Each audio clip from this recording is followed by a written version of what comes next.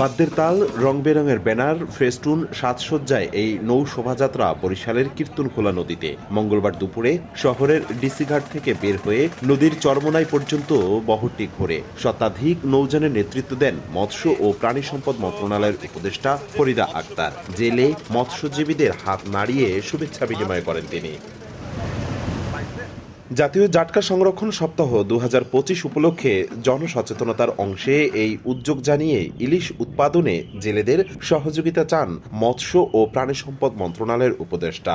জোর দেন দেশের চাহিদা মিটিয়ে ইলিশ রপ্তানির উপর। বীমা ব্যবস্থা করা হয় জেলেদের জন্য, সেই বীমা প্রিমিয়ামের 50% জেলেরা দেবে আর 50% সরকারের পক্ষ থেকে দেওয়া হবে। তাদেরকে পর্যাপ্ত সহযোগিতা দেওয়া হোক এবং দিলে এই যে কয়েক মাস বন্ধ থাকবে তারা জাল ফেলবে না। জাল না ফেললে 6 মাস 1 বছর মধ্যে আমরা আশা করি ইলিশে আমরা স্বয়ং সমর্জন করতে পারবো।